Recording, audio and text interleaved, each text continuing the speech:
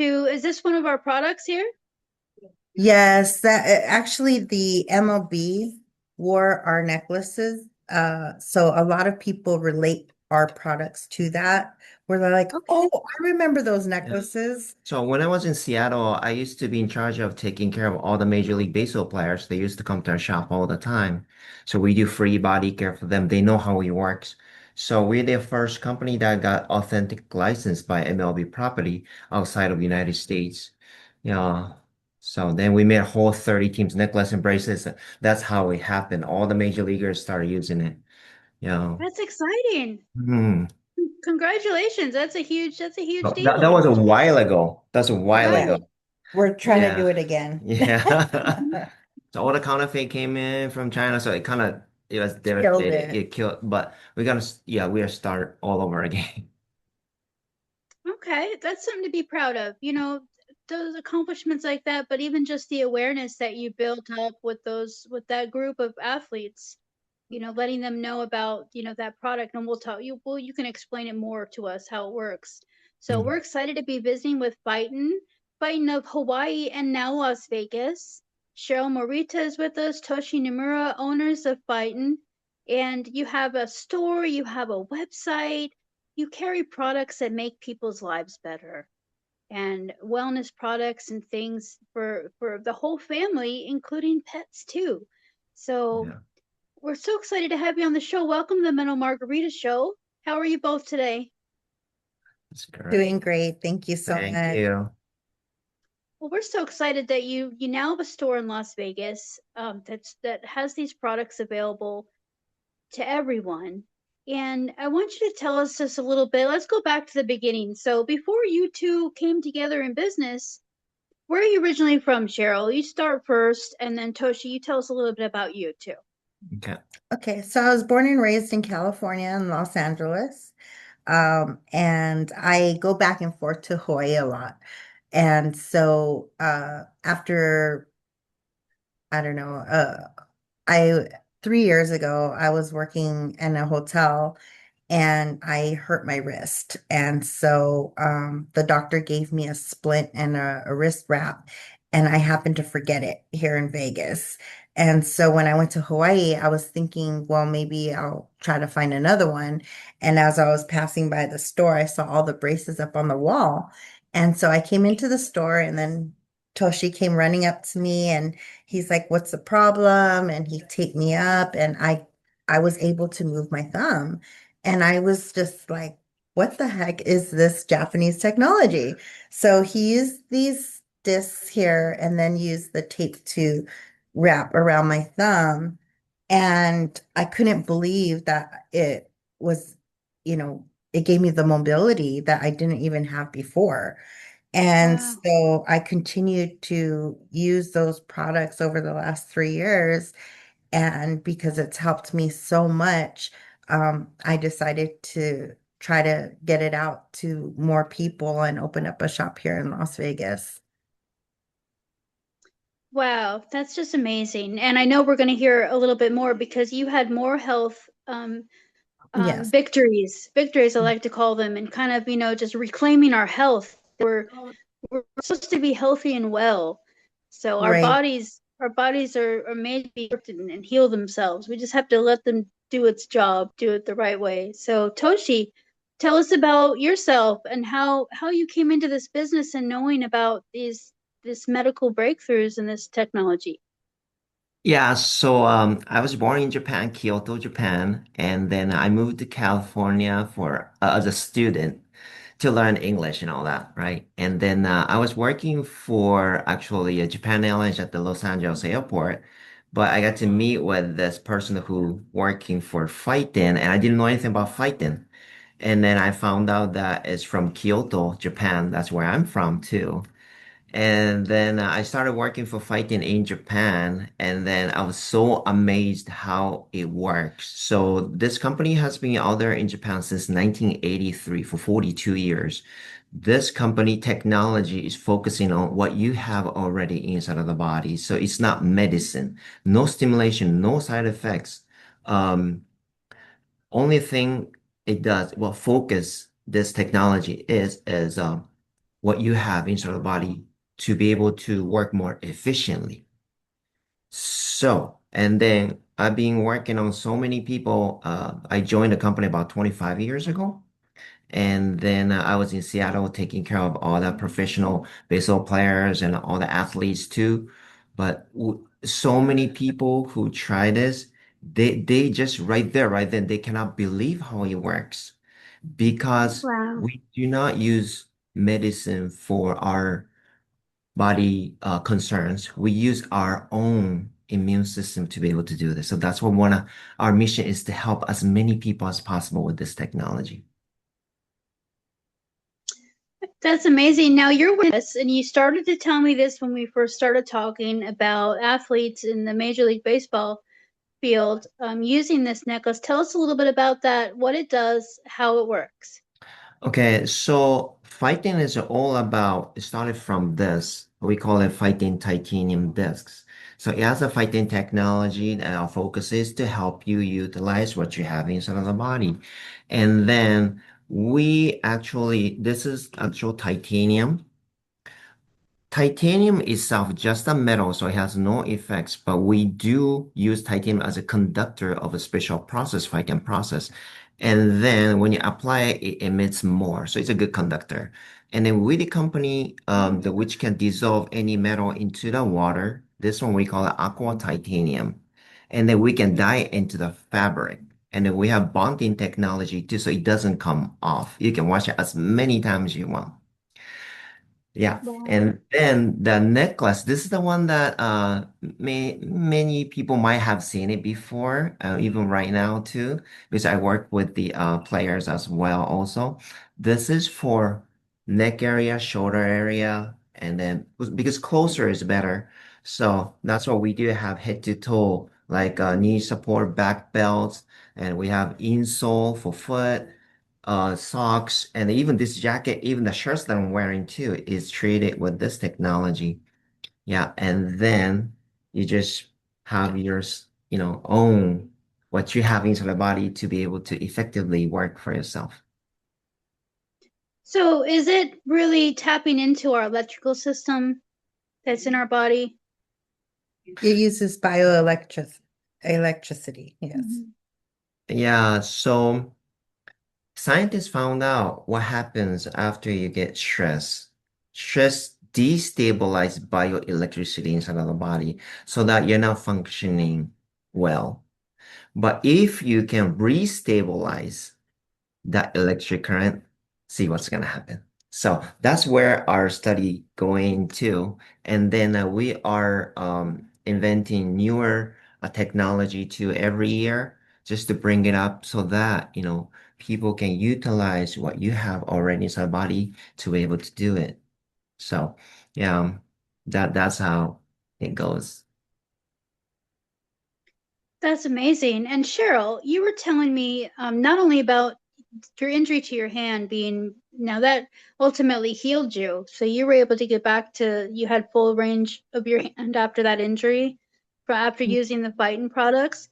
And then you were Yes, telling me about some other things that helped you with some of your lab work, helped improve some of your blood test results and from correct. sugar to cholesterol. Tell us a little bit about that. So we actually have a tea made with mulberry leaf, and it actually has all the vitamins and nutrients that you need in a daily diet, but it also contains DNJ, which is when you drink the tea 30 minutes prior to eating, it blocks the carbs from turning into sugar.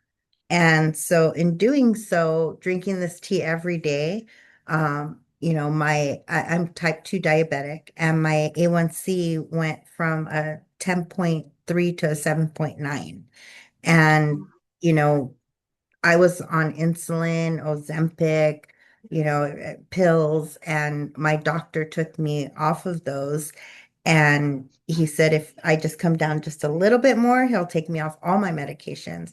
And now my blood pressure is actually low to normal, and my cholesterol was on the high side. And, with drinking this tea, it also corrected my cholesterol level to where I'm at a normal range. So my doctor also took me off of those pills, and he says, whatever you're doing, keep doing it.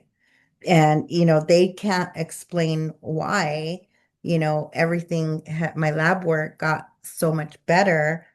And it wasn't anything I was doing. I wasn't really dieting. I wasn't really, I mean, because of my injuries, I'm not really able to exercise.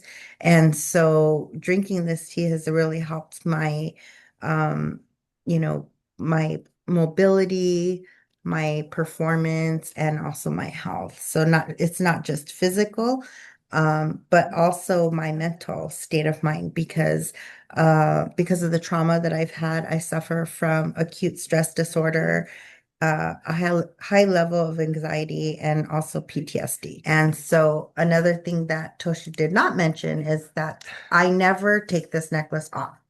The reason being is that it has grounding effects. And Mm, so when I wear it, my level of anxiety is like 0 to none.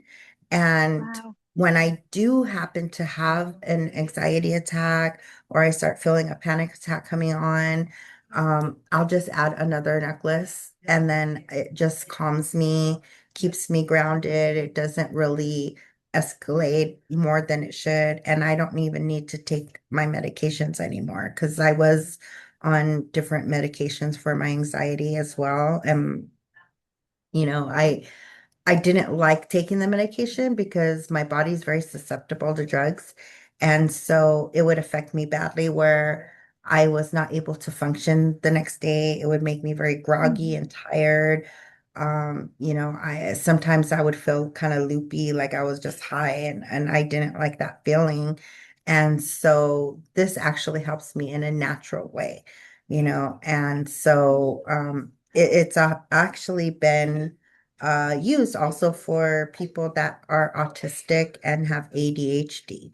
I didn't even know that until Tosha explained that to me. I had a customer that kept putting the necklace on and off, and I kind of looked at her like, "What are you doing?" And she says, "Well, when I put it on, she's like, I feel this sense of like, calmness." She's like, "But when I take it off, I feel weird." And I didn't know that she actually was diagnosed with ADHD. And so Wow. I was telling him what happened, and he said, "Oh yeah, like it's been known to have grounding effects, and it helps calm them down." Oh, okay, well that makes sense. And so the necklaces have multi-purpose. It's not just I mean, yes, I do have three bulges in my neck also from a car accident that I had, and so that really like I never take my necklace off because it neutralizes the pain I get from my the bulges. And so like I don't even see my chiropractor anymore. I'm off all my medications. I don't take any pain medications. So it's just heaven sent for me. It's incredible. And what a beautiful testimonial to the products and just that it just proves that our bodies are designed to do what they're, created to do, and be well. And now the pharmaceutical companies aren't going to want to hear this No, because they're not they're gonna in the like us very business. much. Yeah. They're in the So business I really see it as prolonging death and Right. and really instead of fixing, they're just putting a band-aid on things. So, this is why you're on this show. This is why, we're sharing this information with our neighbors and our people abroad. They're going to see this and be able to let them know about the healing powers of the technology that you carry in the store and your products and why it's important for us to not put chemicals in our body and that everyone deserves to feel great and be well and vibrant. And I'm a huge fan of grounding. It's Mm, you remember when we're kids and we're running around outside and we get the sunshine and we're barefoot and we're touching the ground. And then yeah. we get older and we move away from those natural things that we did when we were young. And that's when we start to not feel well.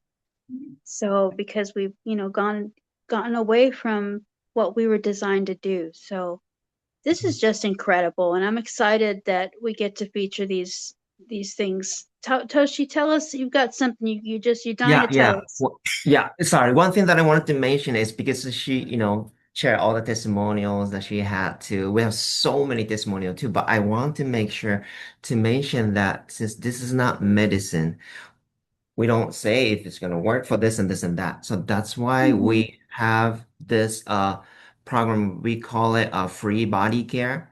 So meaning of having Phiten shop in town, meaning you can come to the shop anytime whenever you have body concern, anything. And then we work on you for free every single day. So we have 220 Phiten shops globally. Finally, we have one in Las Vegas. So our mission is to take care of the people locally here, the community. We always discuss what we can do to the community is we can do body care. So we like to do the same body care that we do to those professional athletes, to you, to anyone who step into the shop. And then we provide it every single day. So please stop by and then see it for yourself, how it works. And then this kind of technology does exist. And then it's here in Las Vegas. And how exciting. So you're the only place that offers these specialized products. And don't forget, folks, healing makes such a great gift too. That if you've got someone in your family or someone that may be suffering, maybe they don't live near you or they're not in Las Vegas, you can pick up something for them to send and be able to have them try this out so they can start feeling well and feeling better. And we And do ship. you do Yeah. ship, yes. Yes. Wonderful. And and for keeping our kids off of medicines is important too. So, this is items for the whole family to be able to Yes. come in and find your solution that's going to work for you. So now, is there anything else that's in the works that you're cooking up in the lab that we should know about? Maybe just a little bit of this exciting thing will be happening soon here in Vegas as well too. So this technology, started in Kyoto, Japan, and for 42 years, everything needed to go to the factory to get this process done. Otherwise, you won't have this technology in the material.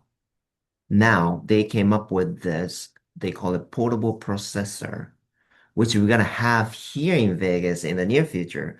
So it's not like, you gotta pick from what we have. You can bring your own dress, your Oh, shoes to Phitenize it. And once it's Phitenized, it won't come off even when you wash it. That's what. wow. And then in Japan, we process inside of the car. So long drive, you won't feel it on your back. Mm-hmm. So we So even process. like the seat, like your upholstery too? Yes. Yeah.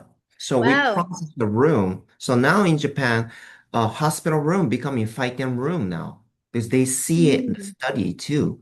This is what's happening.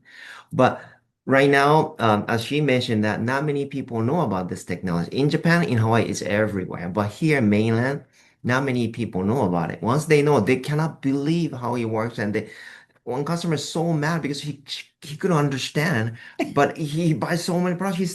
He said it's ridiculous because paint was there for a long time, but only with one patch. What the heck? That's what this customer said. But we're telling them that that's how we want to take care of people here. This technology is out here. But we don't do massive ads, nothing. It's because when we do that, we have to pay for TV commercial, all that kind of things, that you have to raise the price of the product. That's not good for customers. We don't do anything not good for customers. And then we want to take care of the people, customers in front of us one by one. That's why we opened up a shop. That's what I want to tell. And everything start from this little patch.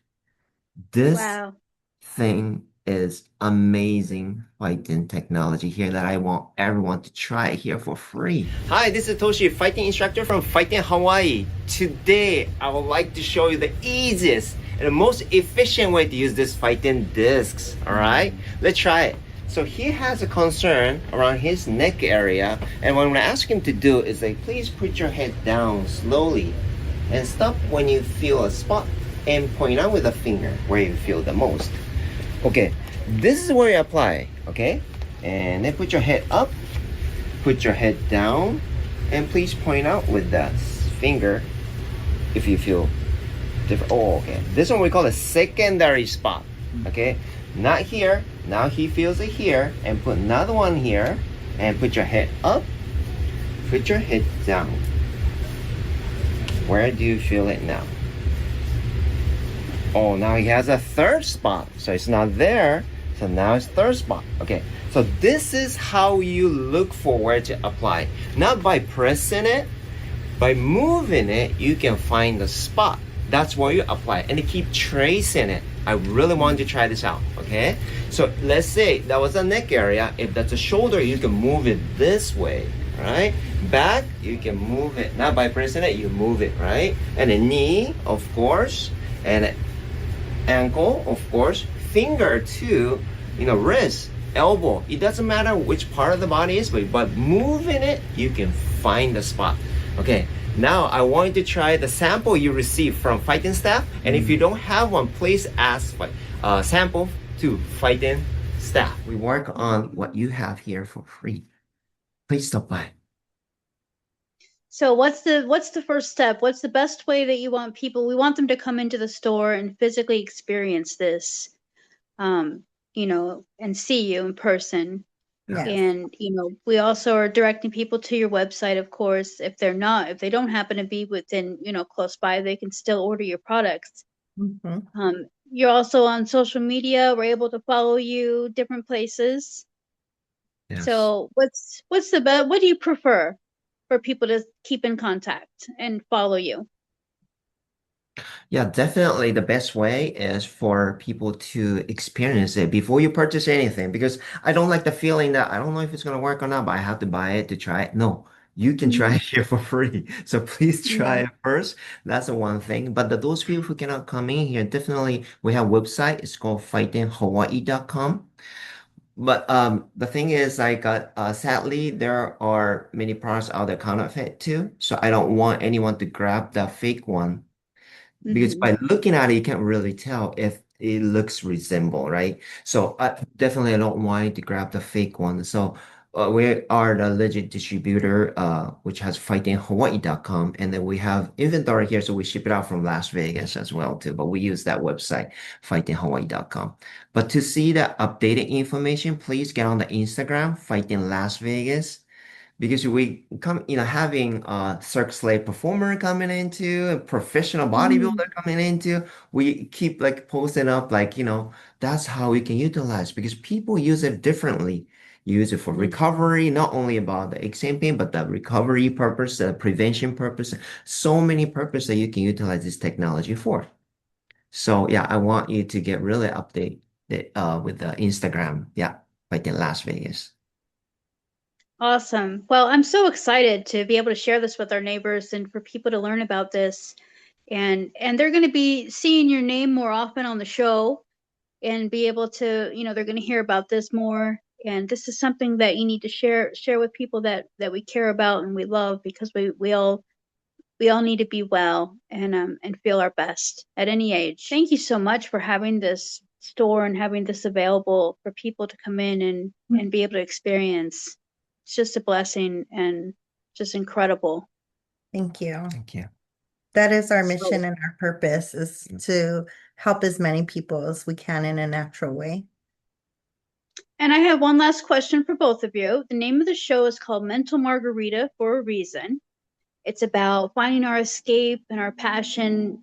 Clearly, your passion is helping people and directing them to these products to help them. But on a day that may be a little crazy or hectic, what's your mental margarita is like your getaway?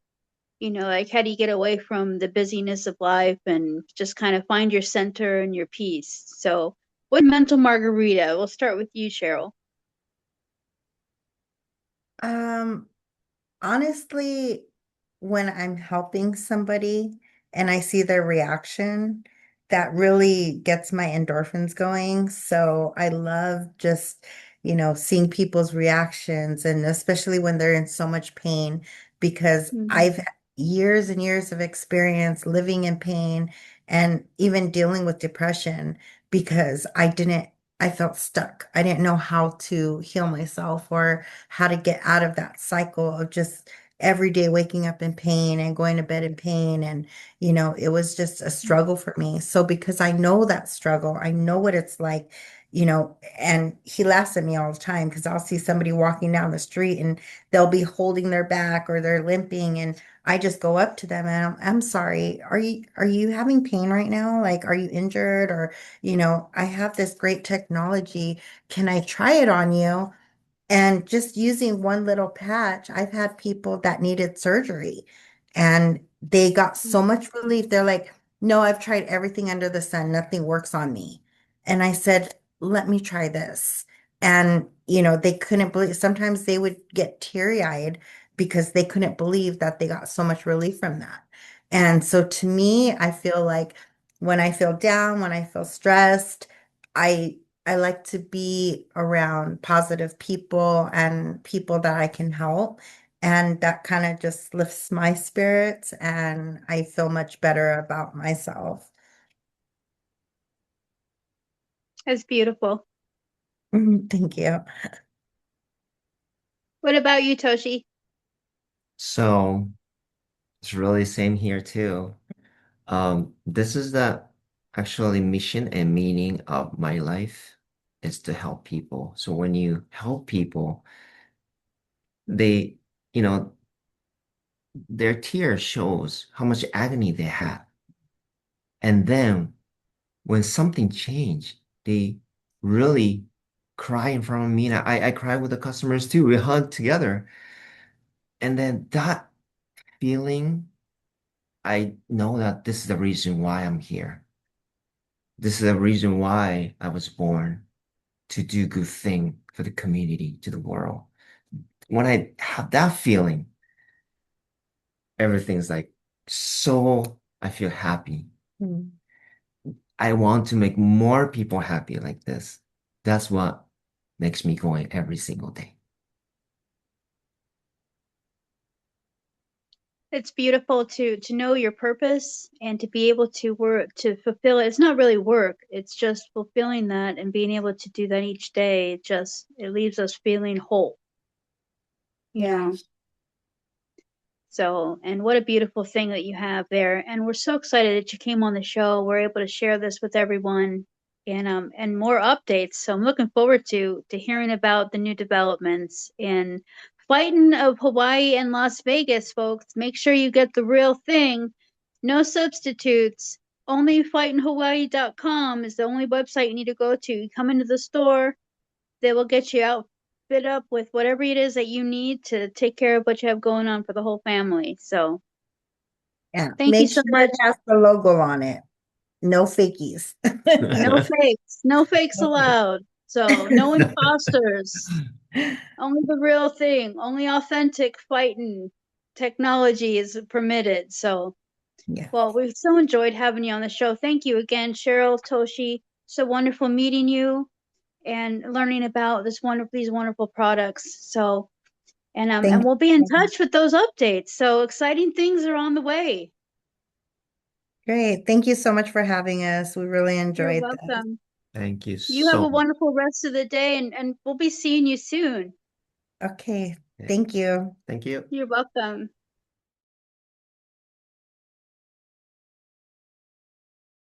All right. We are live in the Mental Margarita show, and I got the guy, the legendary artiste, the visionary himself.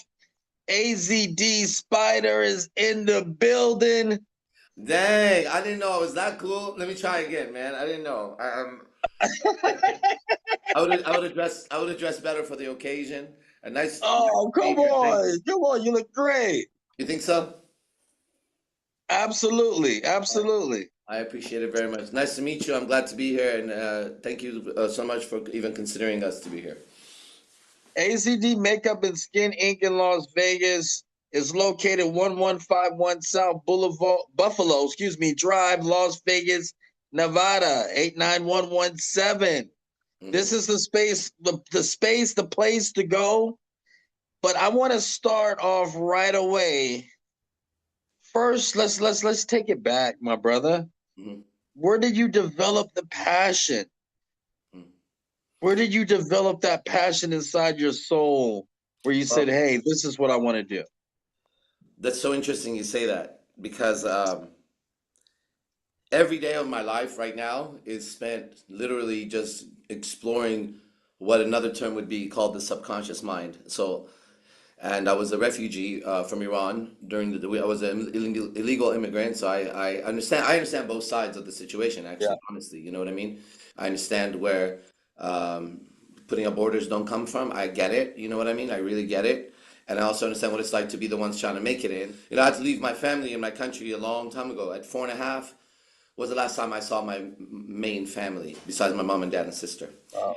And so, you know, go through life and go through different countries and get it here. And it's a beautiful story, like anybody else who's ever been through anything and made it. But for me, it's fascinating you say that. I don't want to get too deep into it, honestly, just because out of boredom for others. Because for me, it's the most interesting subject, I know, me too. isn't it? Right? And I Yeah. realized, well, here's what's really crazy. I realized that ever since a child, and I believe this is true for everybody, because this is what I teach. I teach men, and then I have the women's center so that my girlfriends they can put the teaching. It's better women have their own space, men have their own space. They get to be more honest. You know what I mean? Then we can share a space differently and calibrate. But in that way, we could talk differently as men in front of women. We always have a little, and same thing. So long story short is I've recognized that literally, man, and I'm not exaggerating, and whoever's listening, I know this is true for everyone. I've been teaching for a long time now. And what I've discovered is that all of us, when we're young and we're not bombarded with so much information from school and different ideas from anywhere, you know, we have a pure connection to life. We're coming from somewhere. And That's so true. I tell you, man, okay, I'm gonna show you something. Here's what I look like on the outside. I'm looking at my desk. I'm gonna show you what's sitting on my desk. Are you ready? What? Wait, let me show you. Hold on, it gets better, man. Watch. Right now, I can go on and on and on. It kind of looks like me. You know what I mean? Oh, this is fun. This is So, fun. so if I'm a kid and I'm seeing this cartoon, right, and this character out of all characters ends up like lighting me up, and I don't know why. I'm just like, oh, that's the one, you know? Well, guess what? It kind of looks like me a little bit now. Believe it or not, I have the same type of body, same kind of attitude, and I'm like, Yeah. what is that? So where did my passion start? You know, I was very fortunate because in my family, my grandpa was he was the greatest poet of his time, and he came from another great poet. So in the 4.5 years that I knew him so well, and I visited 8 years old for 2 weeks, he was real key in speaking to me a certain way and allowing my imagination to be valid and not discrediting my imagination. Oh, Then throughout life and all the you know, they seem like random things.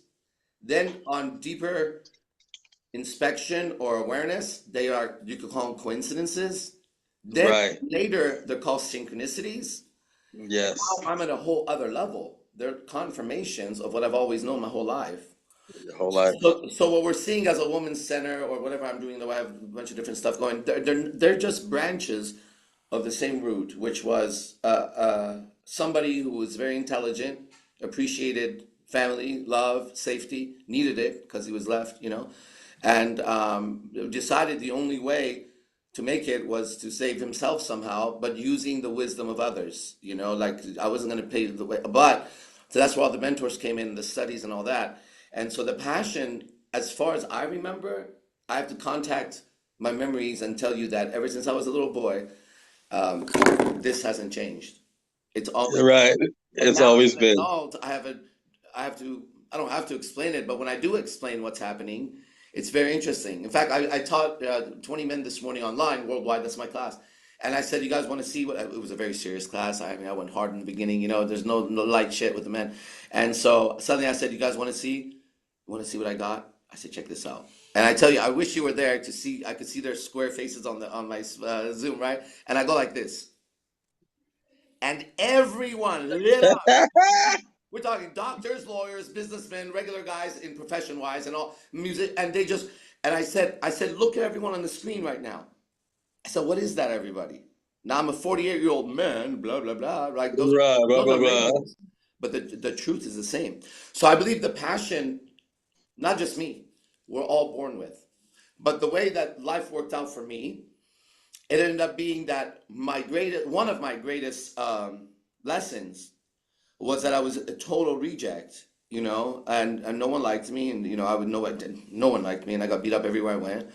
Right. And so that ended up being a blessing because at some point I met a man. His name was Manu Tupo. He became my first like super mentor, like the one that broke the cage, you could say.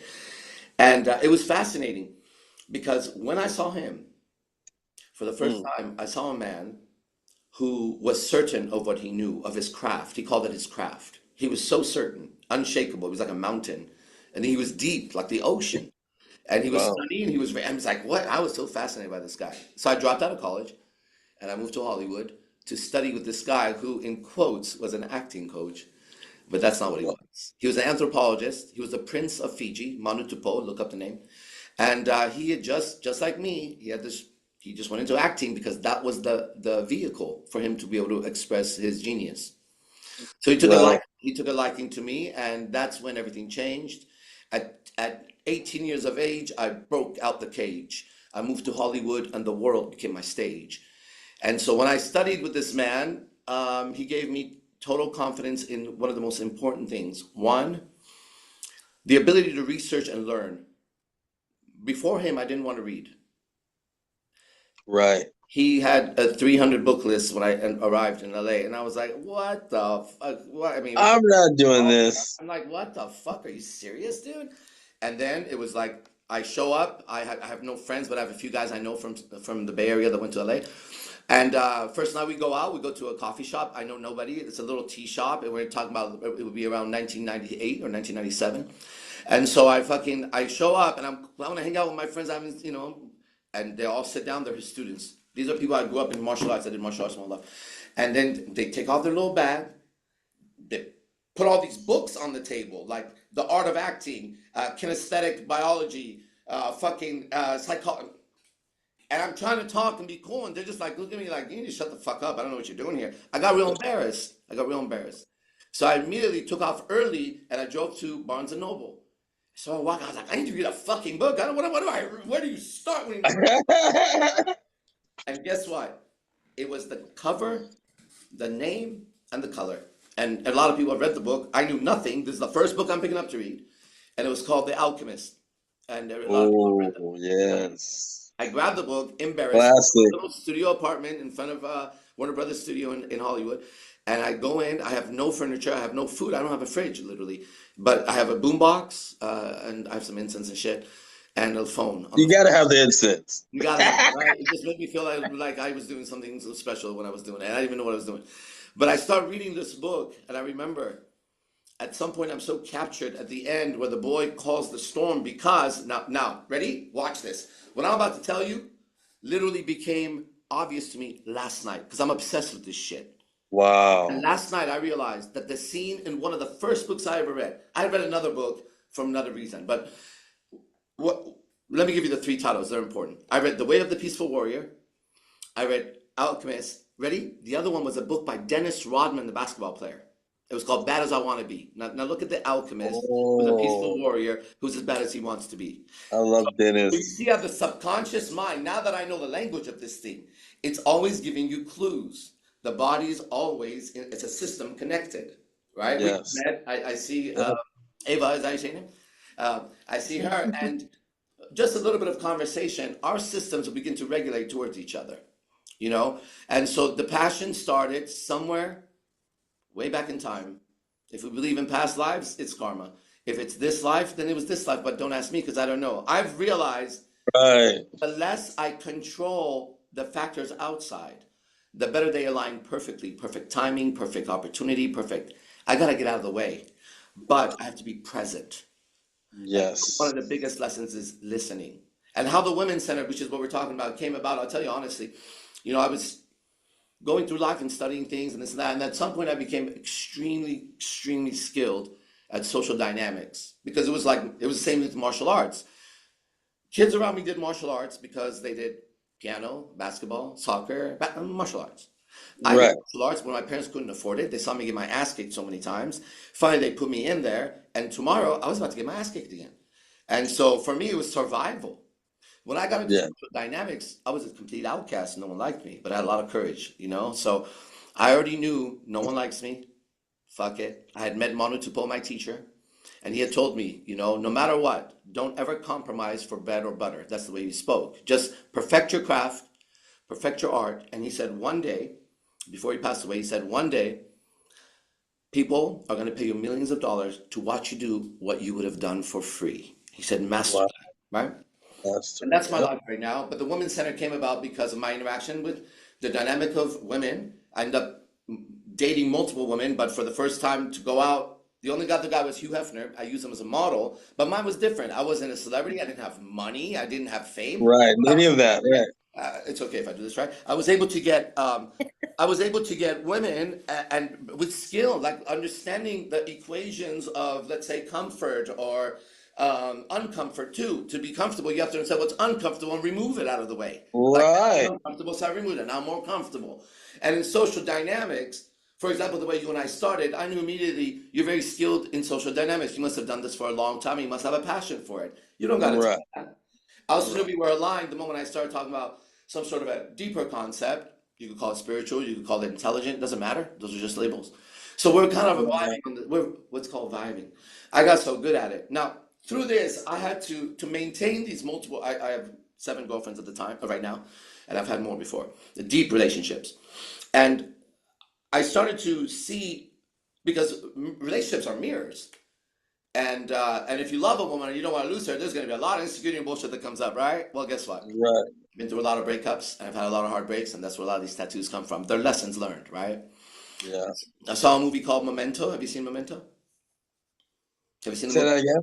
Have you seen a movie called Memento? No, I haven't. All right, well, the guy has amnesia, and something's happened. He knows because he keeps getting glimpses, kind of like me in my subconscious mind. And then he decides, since he forgets everything, he's trying to solve a murder or some shit. He starts tattooing his memories on his body. That's when I saw the first person that had all these significant tattoos on his body, right? So the way the Women's Center came about is at a martial arts center. My girlfriends would work out with me, and I would teach guys and girls. Well, any man knows that if you go to a gym and there's beautiful women, it's a little distracting for the men. What we now know is also it's a little distracting and uncomfortable for the women, right? This is a very fine line to walk around each other. But we're in a place where we're trying to make ourselves better, and in order to make yourself better, you got to be very honest with yourself. You can't lie, right? Because that dishonesty is going to just follow you forward, and you gotta dive the old identity to create a new identity. You got to get to it, right? So I ended up at some point in the Bay Area having so many women come to my martial arts center, and they were the most beautiful women in the Bay Area. They would come from everywhere. They would tell each other that cars would go by and they could look in, and it became uncomfortable because right before my class, there was like 70 women. There's some videos on YouTube. Just smoking hot 70 women mixed with others, right? But the majority.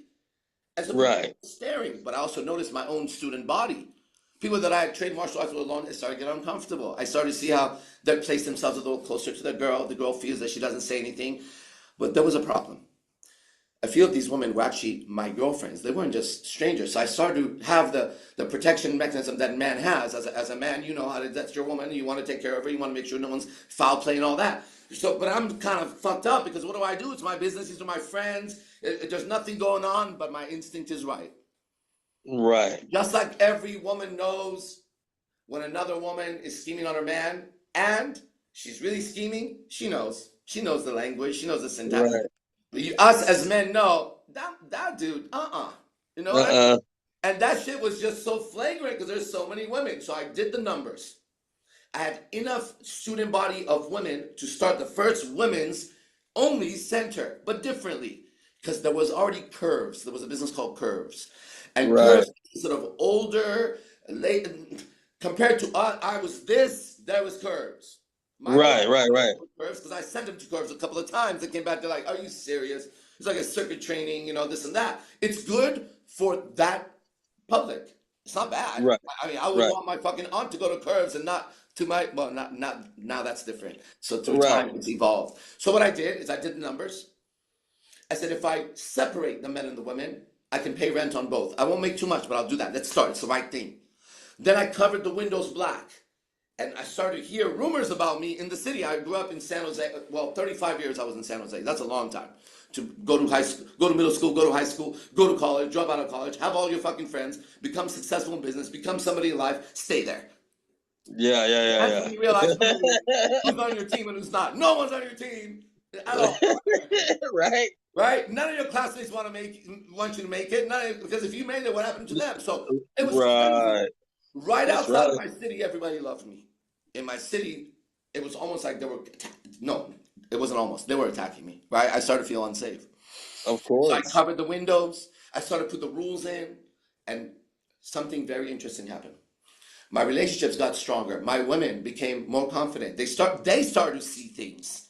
And then it spread to the next thing. And then it was like, okay, now I know I'm right. Why? Because I had a YouTube channel, which I still do.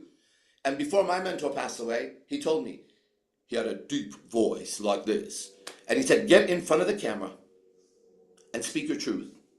He said, these are his words, it was very deep. He said, they cannot deny your truth. Just get there and speak the truth. So I did a video blog, caught on, right? So then I would go on YouTube just to check that I was okay. And I'd be like, okay, I got 4 girlfriends. They're not talking to guys and this and that. And then people comment, you're a cult leader. You're a brainwasher. This and that, yeah. They already didn't like me. Right. But something else happened. I noticed that men who actually cared about their wives or girlfriends or daughters or mothers, and who actually had looked at life, not been like, like lived, they would message me differently. Yeah. Hey, homie, Yeah. thank you for saying that. I've been saying that to my girl for a long time. I just didn't have the words. Thank you. Boom, boom, boom, boom. Right. It took the public to recognize. They didn't like me because I looked cute. They just were like, damn, this motherfucker don't give a fuck. No, I don't. When I gave a fuck, nobody gave a fuck. Right. When I stopped giving a fuck, everybody started giving a fuck. That's So exactly how it fuck works. this. One thing for sure, I can make money on my other businesses. But for my women, the women that I want to spend the rest of my life with and build an empire or life or just have these memories that we're together, that's what relationships are. Yes. Keep that as pure as possible. Now, how can I tell a woman all this shit about your coworker, A, B, C, D, the fucking, you're a man, you understand, and that's the truth, and every woman should know that. And you should also then appreciate the discipline we put on ourselves, because it's our nature as men to want to be, we want to, fornicate. I'm trying to be fucking polite about this shit, right? We fornicate with any woman who's fornicatable. You know what I mean? And that's different than women. Thank God. Otherwise, I don't know what the fuck we do. We're just different. We're different. That's it. We're different. We're the same in spirit, different in biology. And that makes a fucking difference. So Yeah. I said, here's what we're going to do. I'll continue to make my money on my own business on the side, as I do now, right? And this will be something that the women that I come in contact with who I have this relationship with, I'll give them a safe space, but something interesting. They were also intelligent. To be with me, you have to be intelligent and beautiful. And why not? That's how it's supposed to be, right? So when I gave them the freedom to create in there, and I didn't get involved, I just want the final choice. Yes, no. What colors do you want the walls? The fuck you asking me? I can't even match my fucking clothes, right? I'm like, look, my job is to protect the environment, like the lion male that goes around. Your girl's job is now you have a space to be creative without worrying about any kind of a negative thing from a man. I'll do that. That's my job. It's not easy, but I'll do what I gotta do. Right. Well, guess what? We became the #1 academy in Bay Area, then the world, and it's how do you determine that? Whatever, but it's up there. We were way up there, way up there, way up there. Then I get a vision to come to Vegas, and we can talk about that maybe another time. It's just a whole story. We get to Vegas. And you get to Vegas. Mm-hmm.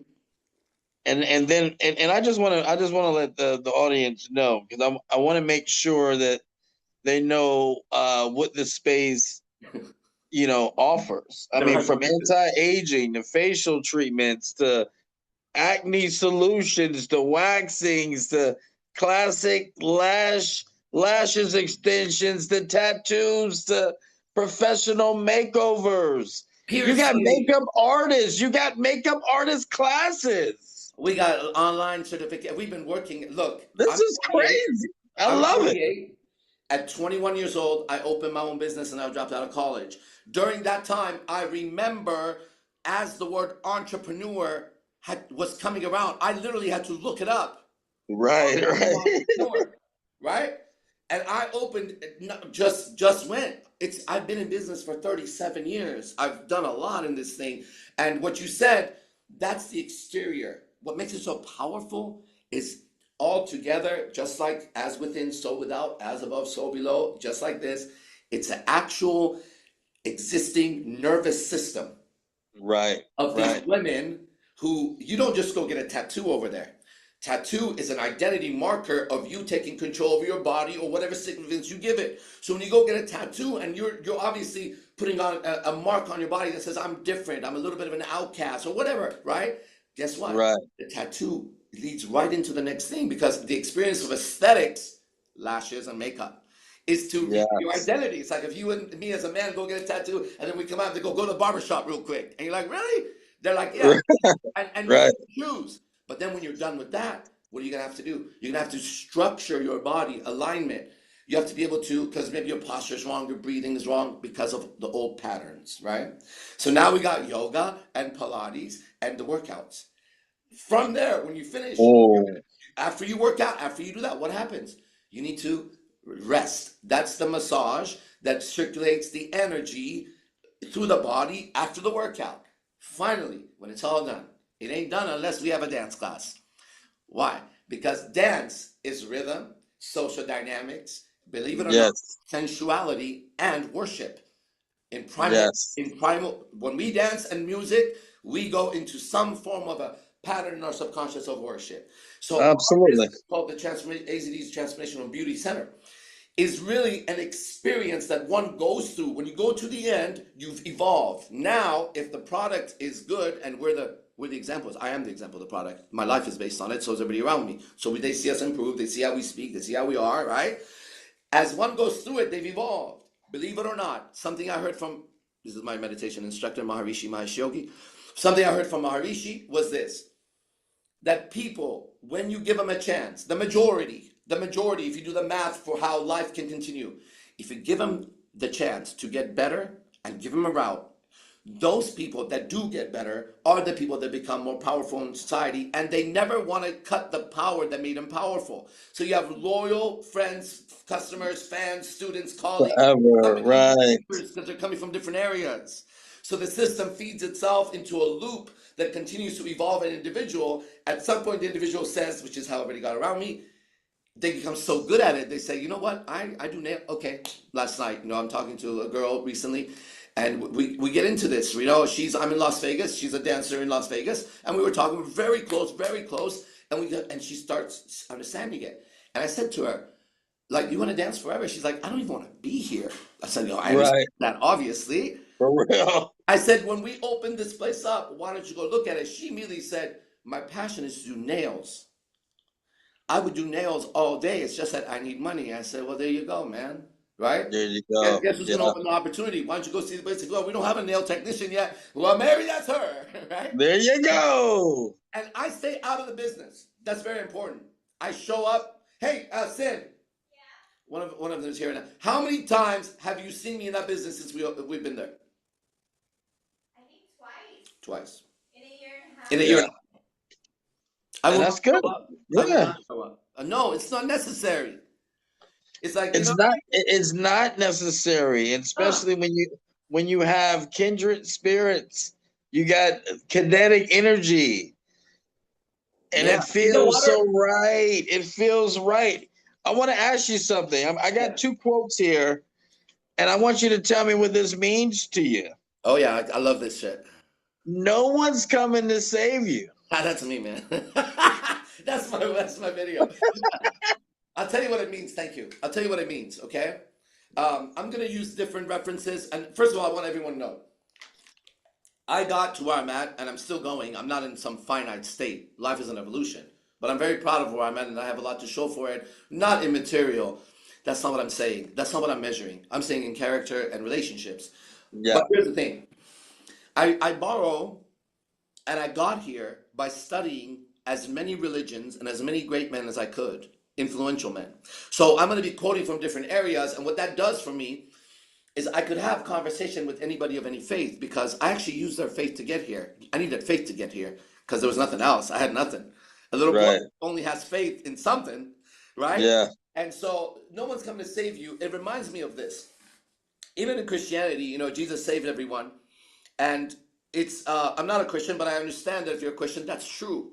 Because I have used Christianity in the Bible and dramatically improved my life and others and healed them. So that's beautiful. Like, hell yeah, man. I've also seen Christianity do the opposite to people. So it's not really Right. Right. whether I'm going to hit you in the head with it or I'm going to feed you with it is a big difference, right? The words are powerful. That's powerful language, man. And so even in the Christianity, and I use Christianity as a primary example because Jesus saved everyone. But here's the thing. How many times did he tell him, you don't have enough faith? You could do everything I can do and even greater. Why are you waking me up and telling me to calm the storm? You calm the storm. Why are you tripping? Right. You know, I'm Yeah. sleeping, dog. Why are you tripping now? Get the fuck, you know. And then he has Peter walk on the water, and it's like, and he, come on, you just doubted, didn't you? And so, what does it mean to me? It means even when there's a savior of the highest level, and take any religion, the Buddha, same thing.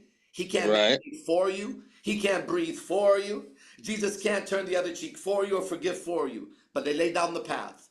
What it means no one's going to save us is even if the path is laid out, you're going to have to walk. So find the path or paths, whatever that is. That's I right. found mine, and I'll talk about all of them that I have found very freely. But no one is going to walk for you, just like I can't do 10 push-ups for anyone. I can't diet for anyone, and I can't read for anyone. In the end, it's going to be your own output of energy that's going to determine who you are. And that's a big That's right. responsibility. But thank God, imagine if there was a dude next door being lazy for me and I couldn't do nothing about it. Because if you Right. could affect me in a good way, you could affect me in a bad way. Imagine that. I'm like, why? Right. Because my neighbor ate a You bunch of pizza today. What the fuck? So not right. only can you not save me, you can't harm me either. Let's keep that in mind. It's up to me now. If it's gonna be, it's up to me. That's what that means for me. I love that. And you know what? Let's be the best and F the rest. All right, that's a very, very important statement. Well, this is what I like about my life. It's always been organic. That's how we got here. So if we go into my living room, I'm going to show you a few pictures here. Okay. Right? This will be my grandpa that I said. Uh, That's my father. That's me. awesome. That's also my father and me. He's now 82, right? That's the same picture done many years later, right?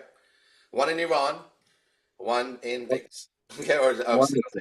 now on the bottom, that's my mother. That's also my mother at a young age, same age, and that's my mother. And where? There we are. All right, but I'm not Oh, going to that. But I have to wonderful. give him props before I went to the next one. Be the best. Oh, what happened? Be the Ah, best. Fuck the rest. Who's that? That's motherfucking Manu Tupo, the man who broke. I call him. He broke the cage. And so what happened was he's the mentor. I've had 7 of the greatest mentors, and I just noticed you're wearing a cross. And so I would tell you, brother, I have met real angels. I've seen them. They're real. I've had the Holy Spirit in me. It's real. I'm not a Christian, but the Holy Spirit is real. It's just yeah. and I know it. And I fucking know it. There's nothing nobody can do about it. And that's all there is to it. Right. Right. So he was one of those angels. And one time, one statement, one class, some excuse came out of me for some reason that, for example, if it was martial arts, let's say, he said, bring your elbow up. And I was like, my shoulder hurts. Something like that. It wasn't that though, right? He boomed it across the theater. We were in a theater class. He said, be the best and fuck the rest. And it was like, in Zen, they say where it just cut my mind. I remember it went, and my mind was silent. And it made so much sense that the formula in everything I did was to put everything I have. Right. And then don't worry about nothing else. It's not in my Nothing else. control. Right. Be the best, fuck the rest means, look, man, whoever you are listening, man, woman, bird, Right. angels, Lucifer, be the best. Right. Right. Be what your potential is, and do not contemplate other equations. And I say that because I'm really a mathematician at heart. That's my joy, right?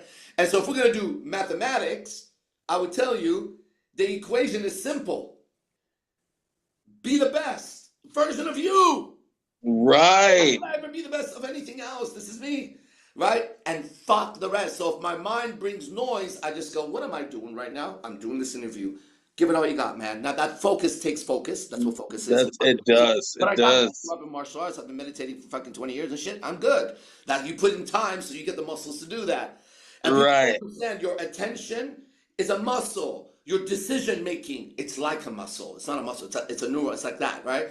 So you want to simplify shit, systemize shit, so that you're not wasting time. When the girls say, "What do you want for lunch?" I say anything but keep it simple. That's it, Right. That's right?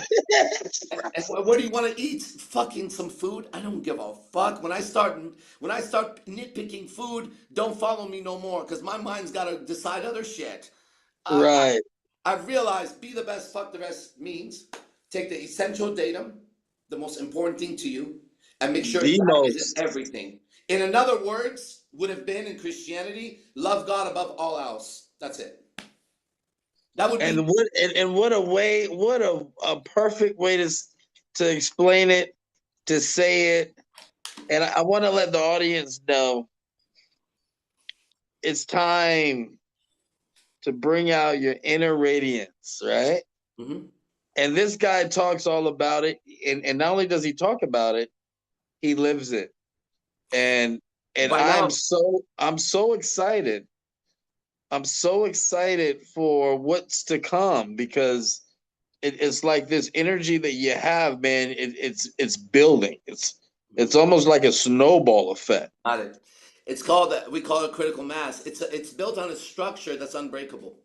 You know, when I Yeah. first saw the ancient pyramids, I knew that there was something special, like we all did, because it's in our subconscious mind. But at some point, I knew something else.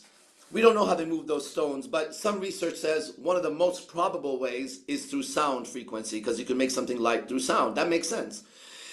And I remember when I heard that or read that, I knew something, because your subconscious mind is always giving you images. It speaks in symbols and feelings, you know.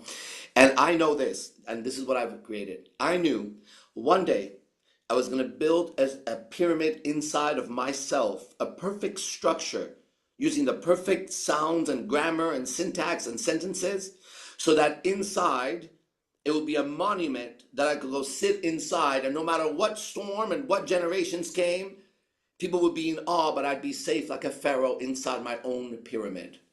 Now Wow. I have a structure that other men have been using for a long time. I've been doing that, so they're doing very good. And now I'm passing on to the women. And so this is really using sound, like communication, imagination, biology, to build yourself an inner structure where you're integrated in your thoughts and your beliefs and your emotions and your decisions, values, actions. When it all integrates, ding ding ding ding ding.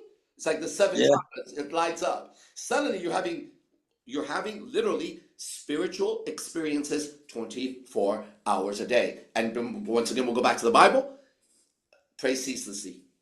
That's it. All day. That's how you're supposed to do it. That's how you get in contact with God. But then he also said it's inside of you.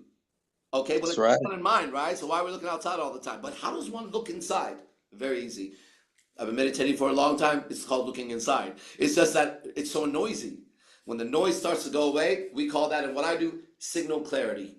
I have signal clarity, so I know my I love that. communication is very Signal good. clarity. Yeah, because I'm signaling exactly what my intention is right now, what I want to say. I can communicate, so it's clear. It's not jaggedy. My communication is not jaggedy. I'm speaking very fast, and I want you to know But it's very clear. exactly because of time. Because influence is my art. And you know what I did one time? I think you'd appreciate this. We're talking here. I was at a club, and I had some really beautiful women around me, just like talking and stuff. And suddenly I turned around, because a few of the guys had some really beautiful girls with them, and it was just kind of like tense because they didn't know what to do. So I suddenly said, "You know what? Everybody listening?"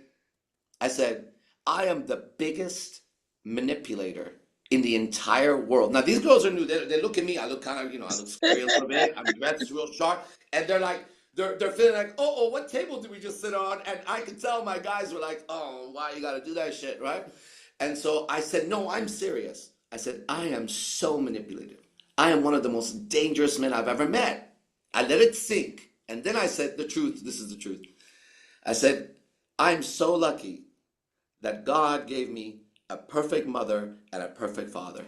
Because although I wasn't born into the Rockefellers or I wasn't born into that shit, I would have been an evil human being probably. Right. Mom and dad raised me right. Right. And I know one thing about me. I am a good human being. I know that. So, you remember when I said I'm a manipulator? Good thing the good guys now also have someone who can play chess. Right. The girl to my right. So then I pause and I pull back. The girl to my right who's talking to the other guy. Suddenly she grabs her drink. She brings it up. She goes like this. To your mother. And I thought she was like not feeling me. And I grabbed the drink and I brought it up. I said it was my mother and my father. I said, you know That's what? right. Huh? I said, you know what's important? I realized that all of our parents. Now, what I'm going to say next, this is therapy, everybody, because I'm a hypnotist too. This is therapy, but it's done in a non-invasive way. It's just communication. I said, Right. not knowing what a relationship with mom and dad was, but I wanted her to feel what this would feel like. And I'm speaking fast now. Why do I say that? Because if you want to be influential, you take your time and you speak. And now the gravity is shifting. But fuck it, I'm not trying to be that. I'm trying to be here, right? Yeah. No, what I'm trying to say is this. I turned to her, right? I know it's crazy, right? It's crazy, man. I turned to her and I say, you know what I realized? Because now at this point she gets I have depth. I said, all of our moms and dads. I said, some dads had to leave. We don't know why. I said, some moms gives up their children. We don't know why. I said, but I promise you something right now as we're about to cheer. I said, every mother, every father, I guarantee you, did the best they could at the time they could, and they were trying their best. I said, so we could forgive them. She also had a cross. I remember because we're talking Christianity after. True. I said, we could forgive them, and I see the cross. I said, the way Jesus said, forgive them. I said, so let's cheer to all moms and dads, because you and I know one thing. They did their best, just like we're doing our best. Not only did she melt, she melted, the room fucking melted. It was like everything, because it was true. I wasn't just saying that is how I feel. Right. It was honest. It went from the most manipulative guy to the greatest guy. Both are true. Right. Both are true. How And you know powerful, what else? how powerful And was Jesus? How powerful was Jesus? Good thing he was good. You yeah. know what I mean? Like literally, the good men are dangerous. Good men Yeah. are powerful. Good men They are are. powerful. They're not women. So good, powerful men appreciate women. They're not in Right. competition. We're not equals. There are things Right. we're equal in, and I'm greater on some things, mathematics equal with a greater sign, and there are other things we're equal and you're greater than also. But the equation is yin and yang, man and woman. Together we are life, buddy. So let's figure All out right. because our parents failed, but I didn't. Here we are. You did it. And let me tell you something. For the audience that's listening in, that are tuning in, that's zooming in, I hope your focus is laser sharp, because here's an opportunity. You can book an appointment. 424-239-8218. I'll say it again, 424-239-8218. AZD Makeup and Skin Inc. of Vegas. And man, AZD Spider, you're phenomenal. Oh I man, love your soul. I I love love your soul. connecting with I love your you. soul too. Namaste. That's what namaste means. It was recognizing the soul in the other. The light in you recognize the light in me.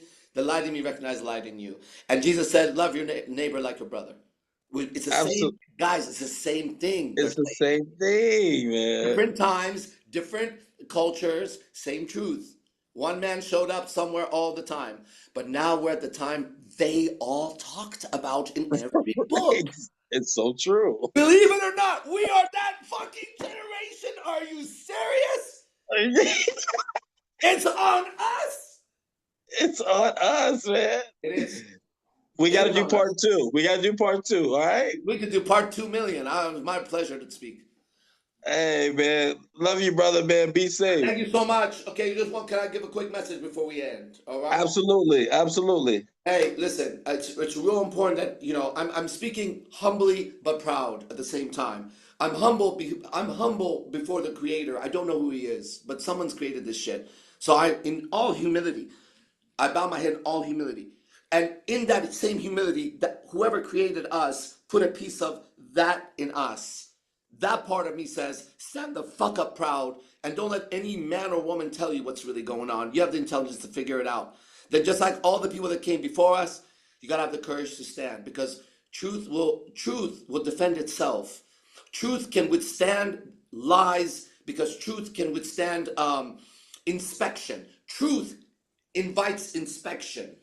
That's right. Lies have to hide. So if you go with the truth, all you have to do, as I'm going to talk to the men for a second, you have to, it's okay, because women learn. That's when I say that all women, they immediately take it and do that. They have a power, right? They have power, yeah. They know what that means for them. We don't have that as men. We're kind of like scattered in that shit. So I'm talking to the men, and the women will extract the right thing for it. But all of us, it's valuable. It's so vital that we stand our own intelligence, and we know that the code of life is unification, not separation. So whenever right. I see separation, I know something is wrong. Whenever I see complexity, I know simplicity is under it. Wherever I see noise, it started from silence. Wherever there was an insecurity, you must know what security feels like to measure insecurity. Otherwise, you wouldn't even fucking know, right? Right. So anytime the devil came my way, I became King Solomon. I just called the right angel after speaking to the demon and finding out his name and what he does. Hey, fear, what are you here for? I'm silent. What are you afraid of losing? Blah, blah, blah. What angel defeats you? Right. Faith or love. Let me now call love. It's a code for me. My mind could see in patterns since I was a kid. And for that reason, I know they are all true. All true. Every book I've read. But it depends on you to bring the truth. If you have the truth, the book will reveal the truth to you. If you're evil, the book will show you how evil the world is. If you're good, hey, as within, so without, bro. Nothing else going on. If your relationships are the greatest mirrors you could have, because you can't predict the other person. You're just going to have to be a type of individual that consistently gets the same kind of what? When the reflection in the mirror doesn't change from this mirror to that mirror to that mirror to that mirror, you're no longer going through the circus, fat mirror, skinny mirror, clown mirror, short mirror. Right. Black, white, orange, purple, every woman, beautiful, not beautiful, poor, rich, when they all reflect your truth and you say, wow, then that means if you don't like the reflection in the mirror, you don't go wiping the fucking mirror. You got to fix yourself. You know what I mean? You can't draw on the mirror. You got to, when you fix you, the reflection in the mirror changes. And that's what that is. Okay. Thank you so much. Honor. There you have it. All right, my brother. All right. Thank you.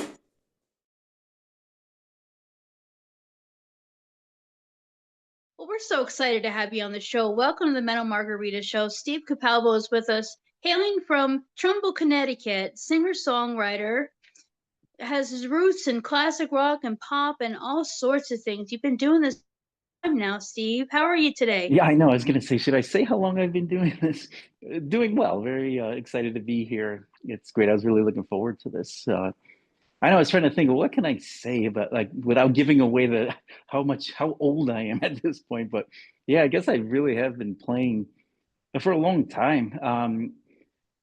I would say Where did it all begin? Tell us a I little know. bit about growing up in Connecticut and kind of when that music bug hit you. I was thinking about that because I was thinking I better refresh my memory of how this all started and why I'm so into it. But yeah, I was born in New York and then we moved to Connecticut. And I was just thinking, one of the earliest records that I remember really grabbing me was this Chipmunks Sing the Beatles, and my mom had it.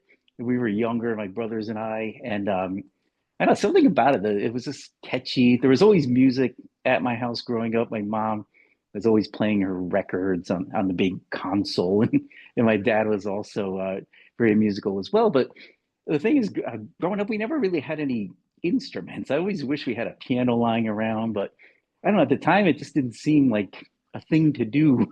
Growing up. Again, I don't want to give away, but I would say in the 70s, um, and then when I finally got hands on a real guitar that my friend bought, and he was taking lessons, and just holding it was magical. I was thinking back on that this morning. I had no idea how to play it or how it worked, but he was taking lessons, and so kind of learning off him, and I don't know, little by little, I taught myself how to play guitar. I grew up really a drummer. I was always into drums, and remember in sixth grade getting my first drum kit, but I mean, it was just paper, Mhm. cardboardy. It wasn't great, but I loved it at the time, and I played it all the time, and it was a lot of fun. And then I formed little bands with friends, and we started kind of writing our own songs. We didn't know what we were doing, but it was fun, and that's so I learned a lot. I stepped from the drums to guitar because I was nobody wanted to sing. I was the only one that said, "Oh well, I'll give it a shot." And so I didn't want to sing from behind the drums, so I had to kind of teach myself guitar or learn as much as I could, um, and I really loved it. So it's always been a part of my life, all the way through high school, college, after college. There was, little starts and stops too. I was doing it a lot right out of college, and tried to make a go of it. So I waited. I took about 2 years. Went into New York City a lot. Um, did shows. Did tried my hand at acting as well, and it was fun. But then, finally, I after a couple of years, decided I think I need a real job at this point too. So all along I've just been juggling the 9 to 5 job, and as much as I could with music, playing out gigs, recording. It's been almost nonstop. There are times I said, okay, I think I've done enough, but then something always kind of grabs me.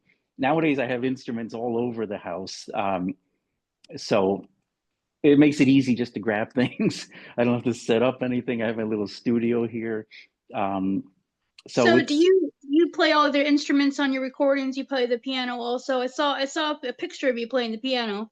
yes, So I do you, do all that. I have a drum set right over there. It's always the hardest to mic the drums, but yeah, when I do the recordings, I love doing it. I don't love doing it on my own. I shouldn't say that, but I can record most of the parts. I would love to have collaborators. I am doing one with, just kind of for fun with my old guitar player from a previous band, my friend Gus. He was over the other day, and we used to record on like little 4-track tape recorders. I remember I got my Mhm. first one in Port Chester, New York, and so I tried to figure out how to, with 4 tracks, how to make something sound full and kind of stereo spread out. So I kind of taught myself tricks that are, I guess, widely used, but I didn't know it at the time because we had no internet. And I would say, well, if I take these 2 tracks and mix it down onto this one, now I have those 2 tracks open. So I kept building songs that way. And I guess just because it was, in my room and I was there, so I was doing a lot of the instruments myself. But I always love playing with other people too and getting their input. And so I'm trying to do more of that. I have a song I'm working on right now that I want to add a little violin, and I know a great violin player that I play with every now and then at certain breweries and bars in this area. So it'll be nice to record them. And this way I can actually fiddle with the knobs and don't have to worry about the performance part of it. Right. And you know what? It lets you tap into a different creative side too. You get to work with your ear, mixing Yes. it all and putting it all together. I'm a piano player first, and then have added a few other things along the way. And it's just music is just so much fun, and it's a great way to express ourselves and how we feel. The Yeah. instruments do such a good job of that. And you're talking about the 4-track recorder. That was like my favorite thing in the world when I first got my first one, and I've been playing music since I was real young. So, as we go through life, we just get better and better and better because we're practicing our own, learning our craft, and and Yeah. it sounds like that. It's just something you're born to do. You can't. There is no such thing as putting it down or putting it away when it's just something you're meant to do. Right. And every time So I did do that, and I said, well, I got busy with family and jobs and things like that. But I don't know. Then I'd see someone else playing live, and I say, I can do that. I know these songs. I don't have to read them, and it gets me going again. Then my younger son started playing guitar just over the last year, and it's great. So now I drum, and for him, and he plays guitar. It's like having my own little built-in band here at the house. right. So it's wonderful. It's really ignited me again. So yeah, so now it's almost been busier than ever these last few days. Or these last few, I guess, a year and a half. It's been a lot of playing out live, got the recording spark going, and then also learned about the online streaming services, because I would in the old days just make the song and then that was it. I'd play it in the car. Anyone that would bother coming in my car, I said, look, here's this song I just finished, and that's about as far as it would go. But now it's a lot easier. Making our own tapes, and then it was burning CDs. I mean, it's just Yeah, it's and been I'd bring it's them been to an gigs, and interesting history of music, of how we get music out. Now yeah, it's now it's so crazy. I everything's know, just digital. yes, and but that part's fun too. I was years ago, like, how do you get your songs up, online on Spotify? And I did a lot of research, and it's yeah, I hooked up with a distributor. It's been fun. It's nerve-wracking once you put yourself out there. Like, all right, here's the song, and I don't know who's gonna listen. So I advertise it on like Facebook and Instagram, and but you never know. I was just thinking about that. Once it's out there, it's pretty much there. Just like this interview right now. I was thinking, once this is in out on the internet, it's there Well, you're forever. being So you're being introduced to all the people of Las Vegas, and I then know all the folks that are watching from other states and other places. So it's really exciting. it is. I was To- looking. I saw Hawaii, West Palm Beach, where I think I'll be going in the spring to go see some baseball. So yeah, oh, it's how very fun! yeah, it's gonna That's be great. great. And speaking of songs, your single "Matter of Time" was just featured on the Second Opinion Sports Show, which airs weekly on the CW in Eastern North Carolina every Saturday morning. Yeah, And we were excited to be able to feature that and let people on the eastern, the southern part of the states hear your new song. So how did that come about? Let's talk about that for a minute. I know that was kind of out of the blue. The song just I released it.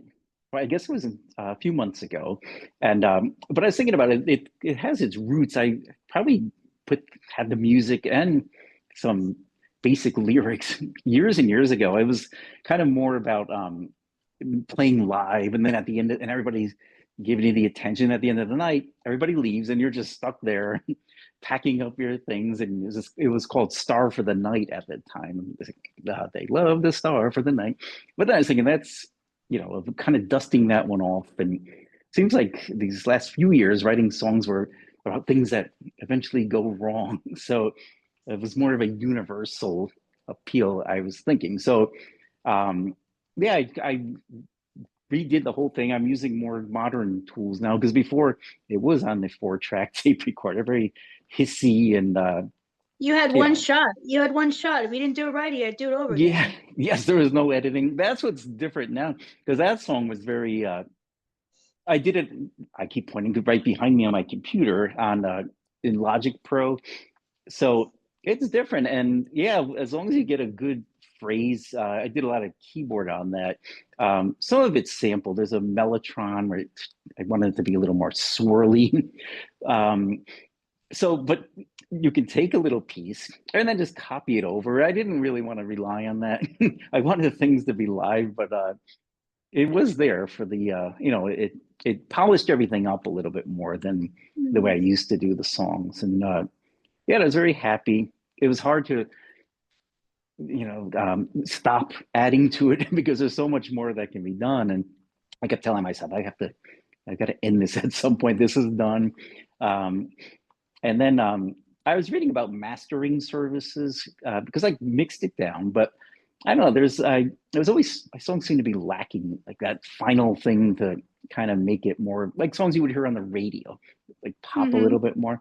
So I was reading Right. that actually Abbey Road Studios in London, because I'm a huge Beatle fans, and they offered a mastering service. So they would take your mixed song and do what they would do to master it. So I was excited. I sent that off, and it came back just a couple days after that.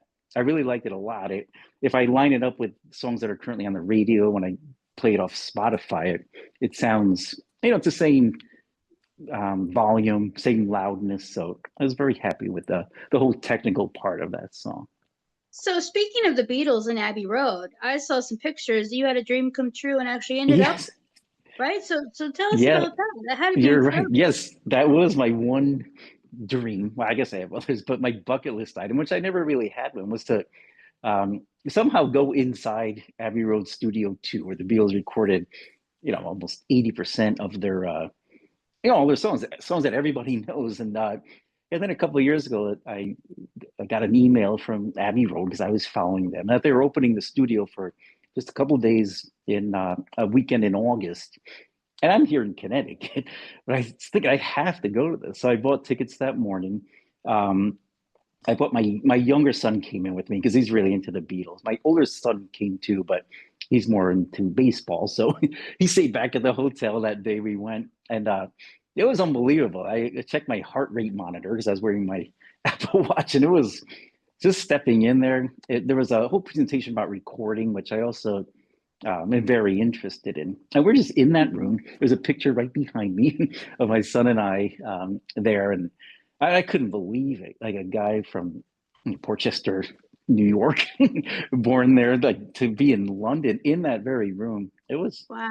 and it's still a working studio. So, they don't have tours, but there's every now and then they're open for certain talks or presentations. So it was unbelievable. It was a dream come true. And then I must say, a few months ago, my son and I met Pete Best, the original drummer for the Beatles. Or maybe not the original, but the one right before Ringo. He was playing in Rhode Island. So we went up there as hoping that he would do a meet and greet after, because that was a dream. So he did, and he signed photos, and I have a picture with him. It was a second dream come true to meet someone that actually was in the Beatles. So it was a thrill. Right. I mean, they changed history. I mean, that was Yeah. just, It's weird. It's it still, just, I've always been into it. Even really. but look at how many great writers, the writers they had in the band, Yeah. Paul and John and George. Yeah, George. Yeah. They just I know. wrote. People don't even realize sometimes just the beauty behind the lyrics and the music itself, and it's just hit after hit after and hit. then my younger son discovering them, it's kind of renewed the whole thing now. So we always have Right. them back into it again. Every time I thought in the 90s I would kind of be out of the Beatles. I was more into the grunge stuff, but yeah, shortly thereafter, they're back into the Beatles, traveling to London, going crazy for them. So we still go out and see Ringo. Great music lives forever. Yeah, they're very. It never goes out of style. If something's great, it's gonna stick around. It's gonna stand the test of time and be able. That's what's fun about sharing it with other generations. Being able to introduce these great songs and music to our youth today, and it's just amazing. Yeah, it's been. Then I saw a picture of you with Jose Feliciano. Where did that happen?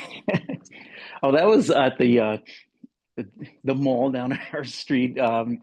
He was doing a signing. It was I think they were the holidays years and years ago, but he lives in Connecticut, so I know I always love everybody loves Feliz Navidad, but also I did mention to him the song Chico and the Man. He did the theme song for this 70s TV show, and he seemed to like that a lot. So I didn't go with the obvious, oh, I love Feliz Navidad. I went with Chico and the Man. So I ran into some of his family not that long ago, and because I heard the last name, and I said, it's not a common last name. I said, are you related to Jose by chance? And they said we are. That's our only claim to fame, is that he's our cousin. So. That's funny. Yeah, that was exciting. Anybody, he's done it all. I mean, even going back to the Beatle thing, I guess he played on a few songs on one of George Harrison's albums. I didn't even realize that at the time. Wow. But yeah, I can't remember which record it was, but it was one of the early 70s ones. But he was great, very nice. His family too, because I think I was speaking to his son, and he was nice enough to take the photo. It was great. It is a dream come true, and we can meet our legends and mentors and people that, they don't realize they taught us. They were our teachers. We've heard all of this great music, and it's taught us over the years how to do what we do even better. Right. And yeah, just seeing people that really made a go at it and were successful. I mean, they've done it all. It's just, it's it's a thrill. growing up, I always wanted to be like that. I'm lucky enough that I still could, play. Everything works in my fingers, and I can still sing. So that's why I'm trying to just do it as much as I could while I Right. still can, And because you you're never still, know. you're doing shows, you're out, people are seeing you, connecting to your music, because that's what it takes. It's great. People, Yeah. It's just we got to get out lately, there and let people hear us. You're on all the platforms, and then yeah. working on some new stuff. Tell us a little bit about, is there a theme with what you're working on right now? No, but I think consciously, as I mentioned, I think a lot of my last few songs are kind of depressing about things eventually going wrong. So I was trying to do a more upbeat song this time. So about, looking forward to going back to the person. And over the summer, I was in Nashville just for a little bit, just for a few days, just to sightsee. But I loved it. It was the whole environment. It was great. There's music everywhere. You have that whole music row where all the songwriters and studios are, just up and down one street. It's in the back of people's houses. The whole thing was great. And so I was listening to a lot more country music. I was able to go in where Elvis recorded at the RCA Studio B. That was another thrill. I love going in Mhm. recording studios. And so this, Now, did you take some paint chips with you when I you know, left? actually, at Abbey Road we did. I Did found a little you? crumbling of the wall. Yes, it's somewhere in the Right. house now. Yeah, so this next one's it's a little uh, more basic. It's like almost like a three-chord song back and forth and I want to add that fiddle that I can't play. So hopefully my friend Denali will come over and I'll pay her, and she can do a little fiddling, just kind of wherever she wants. And of course, with the technology now, I can kind of piece something together from that. I don't know if Mhm. that's cheating, but it sounds good, and it's still her playing. It just might be rearranged a little bit. Yeah, that's all part of the what goes into it, and Yeah. us, learning all these new tricks and technology. It's really amazing. So What they've. yeah, it's complicated. Because I have another just a straight 24 track recorder over there, and it's a lot easier. We just plug in, got the individual channels. It's digital, so there's no hiss or anything. But over here is the computer with the Logic Pro, and it's yeah, it's a little tricky. So I'm still kind of learning that. But that song "Matter of Time" was the first one I recorded on that, and kind of like saw it a little more. Everything's very visual. It's got all the Mhm. tracks, and you could see the levels where it's dropping off, what I have to boost up. It's crazy. Sometimes it's not the best, so I kind of like doing it on the 4-track recorder, where just if it sounded all right, like okay, we'll go with that one. This one you're tweaking every little thing. It's too much sometimes. Yeah, and it's a great thing for us obsessive musicians to learn to be able to sit for hours and listen to the same thing over and over again. So Yes, we it does. still That does happen a get lot. it great the way we want it, right? Yeah, before I know what I look at the clock. Oh, it's midnight already. I better. That's enough of this for that. But yeah, that's the one thing I can get lost in and lose track of time is when I'm doing music, either recording or figuring out things that I have to learn for a next gig.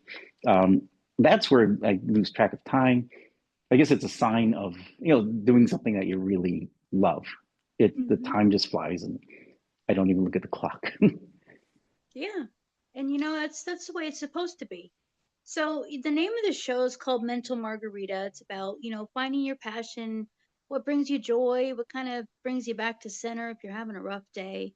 I have a feeling that yours is very in the direction of music, but what is your mental margarita? What do you like to do, Steve, that kind of brings it all back for you or kind of takes you to a happier, quiet place?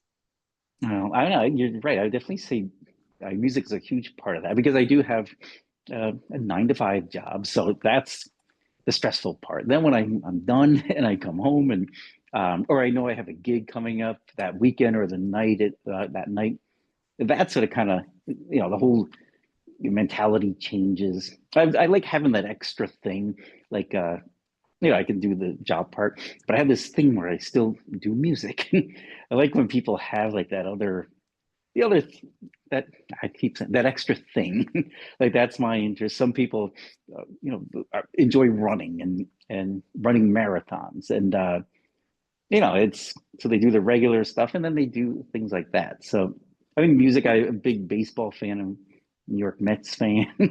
um, and I like being outside all the time. I exercise and I'm trying to watch what I eat in this advanced age. So We have to take care of ourselves, yeah, and be here for the ones we love. You've got your son playing guitar now. It sounds like there's a family band in the making. yeah, So you've got a lot ahead of you to look forward to with yeah. making music, and there's just never an end to it. It's just something that'll always be with you. Right. Yes. I'm trying to, I don't want to sound old, but I'm trying to stick around as long as I could. and, Yeah, and but look around us. Look at all the people we've lost. So many folks that we know that oh, have I know. passed, and it just reminds us of our own mortality. Yeah. So And many artists I know, especially in these, it seems like in these spurts where all of a sudden all these people that we grew up listening to, and I know, they and die in bunches. yeah, it seems that way. I know. And then it kind of makes you think, and everybody's getting older. My idols, the Beatles, Paul and Ringo, they're still playing. And I hope it lasts forever, but who knows? But yeah, it's things like that. You kind of realize everything's not gonna be forever. Well, we do it as long as we can, right? Yeah, definitely. Yeah, that's what So, my so how mentality do is. you how do you want people to stay in touch and follow and keep track of new music and what's going on? What's the best way for people to contact you? Now, I I guess saw the your best. website, stevecapalbo.com. Yes, I was surprised that was available. Yes, stevecapalbo.com.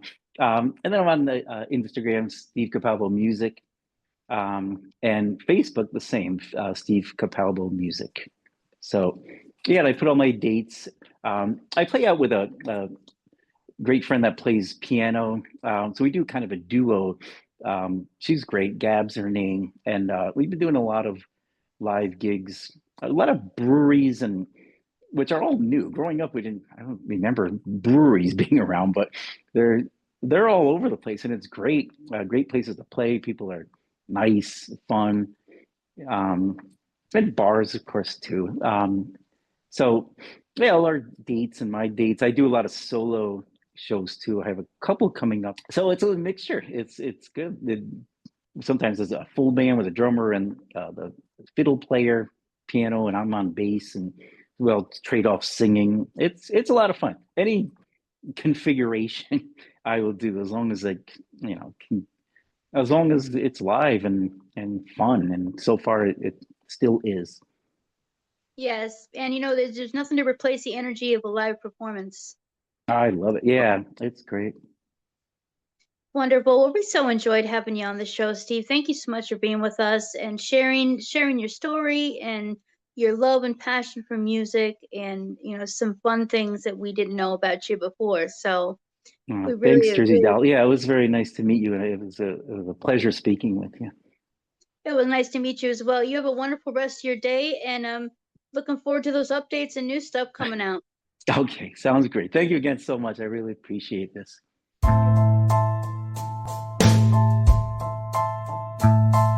We're probably about to end.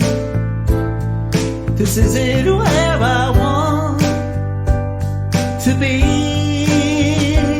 I start gathering up my friends in case this turns out bad for me. Not guilty of a crime, afraid of everything I might find. I can tell it's just a matter of time. Same mistakes I made again, same habits out too much to take.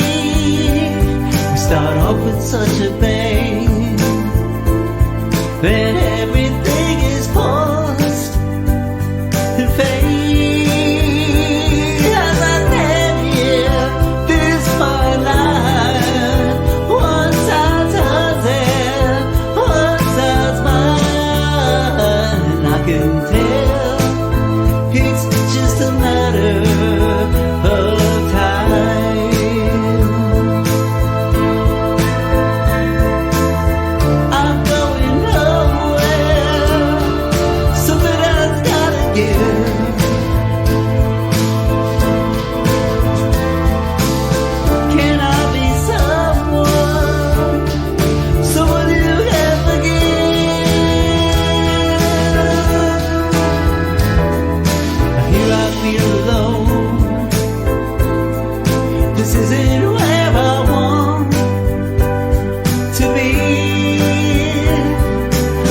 I was back home, but I was no longer home for me. As I sat here, this my life was I doesn't, was I fine. I can tell it's just a matter of time. I can tell it's just a matter of time. I can tell it's just a matter of time.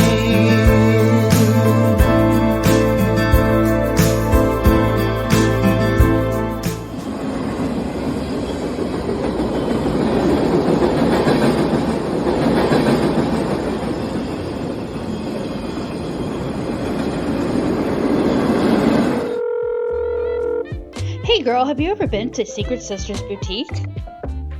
It's over there by Mom's Diner, right here in Pahrump. Well, they're a clothing consignment store with clothes, shoes, purses, jewelry, and they have everything. And they're having a $5 bag sale all through the month of December. I know, right? Let's meet up there. Secret Sisters is located at 1240 State Street in Pahrump, Nevada. For more information, call 775-727-4488. That's 775-727-4488. You deserve to feel great about the way you look. A Beauty by Design provides expert permanent makeup and training in Henderson, Nevada. They also perform scar camouflage, paramedical tattooing, and so much more. Certified permanent makeup technicians are in high demand, and A Beauty by Design offers the best hands-on training program to prepare you for the industry. Call 702-872-3022 or visit abeautybydesign.com. That's abeautybydesign.com.